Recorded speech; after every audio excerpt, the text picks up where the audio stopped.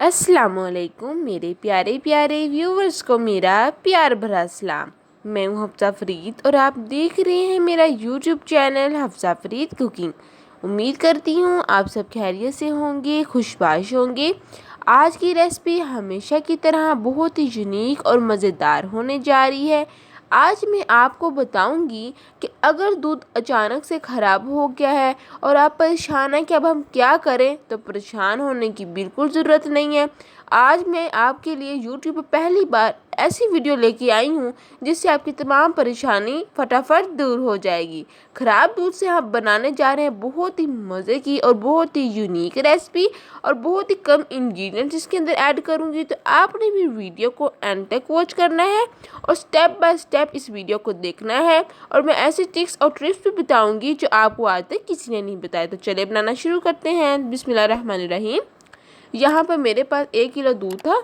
1 kg दूध जो मुझसे ख़राब हो गया। ये देखिए इस तरीके की कंडीशन बन गई है दूध की। ये देखें, अब हम इसको स्ट्रेनर की मदद से छान लेंगे। देखिए बिस्मिल्लाहिर्रहमानिर्रहीम, स्ट्रेनर की मदद से छान लेंगे।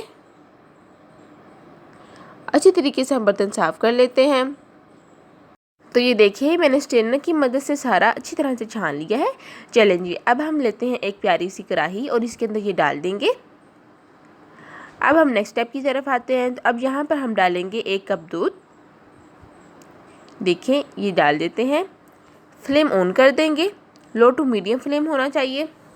और अब अच्छी तरीके से हम मिक्सअप करेंगे स्पैचुला की मदद से। देखिए इस तरीके से हम मिक्सअप करते जाएंगे और हम कुक करते जाएंगे। आपने चमचा जो है वो मुसलसल हिलाते जाना है ताकि जो पनीर नमाज हमारी जो है चीज़ ये पतीले के साथ ना चिपके। अब यहाँ पर मैं डालूँगी 5 चम्मच चीनी। आप अपने टेस्ट के मुताबिक कम या ज़्यादा कर सकते हैं। साथ ही साथ आप सबसे गुजारिश है कि जो मेरे चैनल पर न्यू हैं वो मेरे चैनल को सब्सक्राइब कर दें, लाइक कर दें और अपने अजीज़ दोस्तों और रिश्तेदारों के साथ शेयर भी कर दें। तो देखिए अब अच्छी तरीके से हम मिक्सअप करते जाएंगे, कुक करते जाएंगे। यहाँ पर मैं ले रही हूँ 2 सब्ज़ इलायची, ये भी ऐड कर देंगे हम। बहुत ही मज़े का टेस्ट होता है।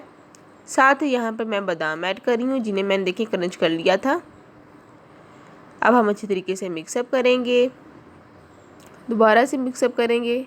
तो देखिए 5 मिनट बाद ये इस कंडीशन में आ जाएगी और अब जो पानी है वो बिल्कुल खुश्क हो चुका है, ड्राई हो गया है। बट अभी भी हम अब मज़ीद 1 मिनट के लिए कुक करेंगे, 1 से 2 मिनट के लिए।